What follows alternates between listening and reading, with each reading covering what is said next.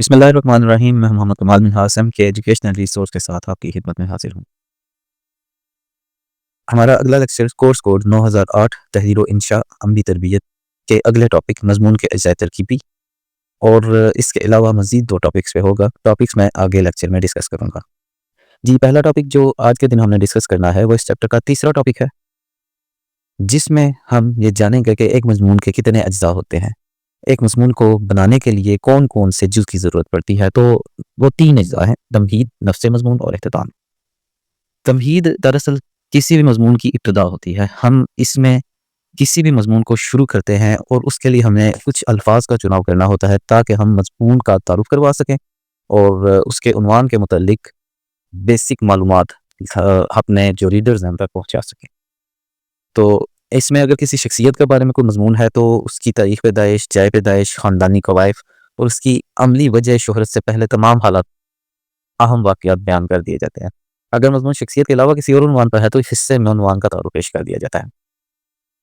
مضمون کی تمہید نہایت جامع، مختصر، نیز مؤثر اور دلنشین انداز میں لکھی جائے تاکہ اس کے مطالعہ سے قاری نہ صرف نفس مضمون سے پوری طرح آگاہ ہو جائے بلکہ قاری کو پڑھنے پر مجبور کرے۔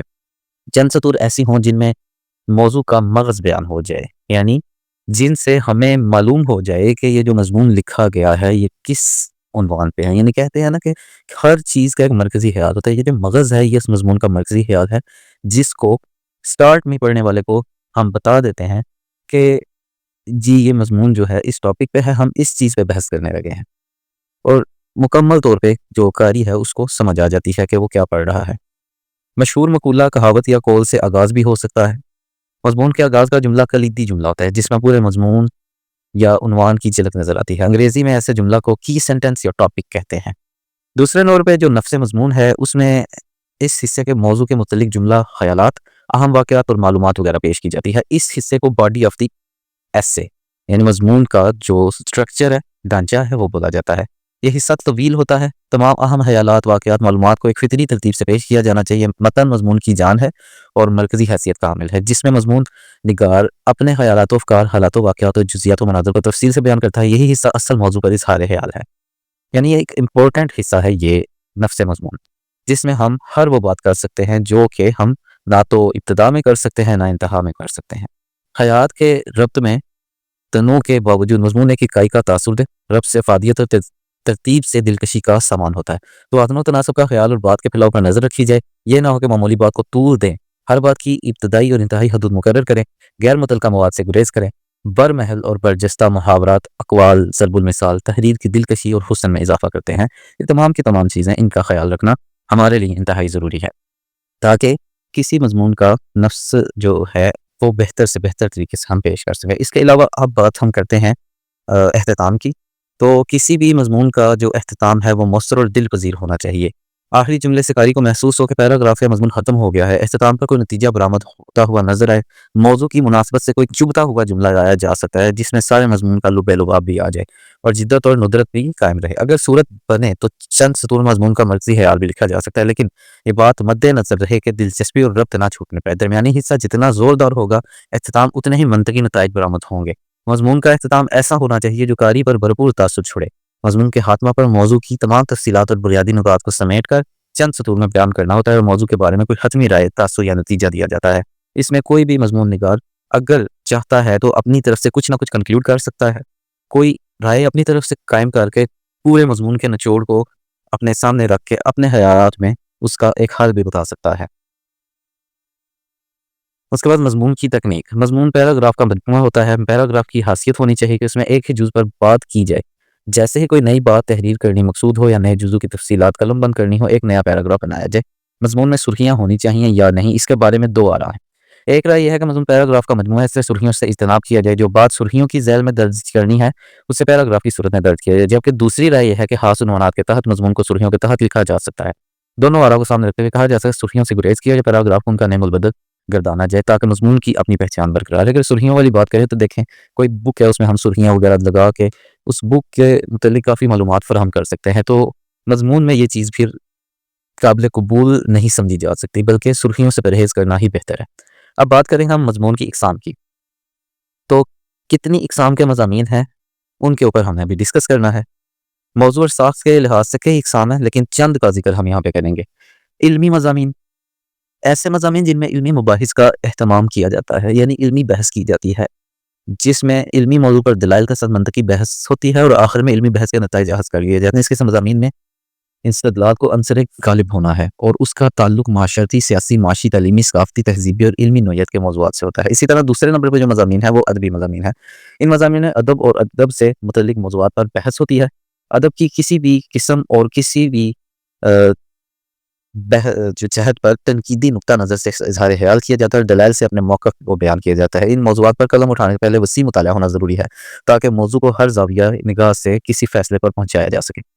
اس کے علاوہ تیسری جو قسم ہے وہ قومی و ملی مضامین کی ہے۔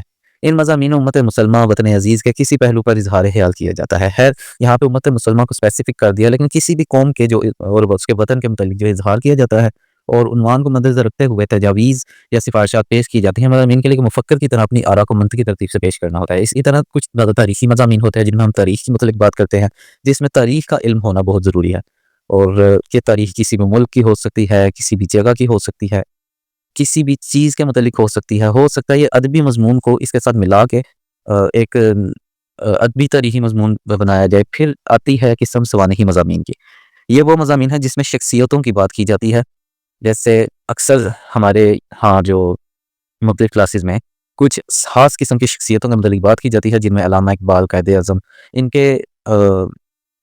مضامین کے شروع میں اس شخصیت کا مکمل بائیو ڈاٹا اور اس کی جو پروفائل ہے اس کو سامنے رکھا جاتا ہے، یعنی وہ کہاں پیدا ہوئے، کس جگہ انہوں نے پرورش پائی، کہاں پہ ان کی اسٹڈی ہوئی، یہ تمام چیزیں ہم شخصی مضمون میں دیکھتے ہیں۔ اور اس کے علاوہ ان کی زندگی کہاں کہاں گزری، کون سے کارنامے انہوں نے سر انجام دیے۔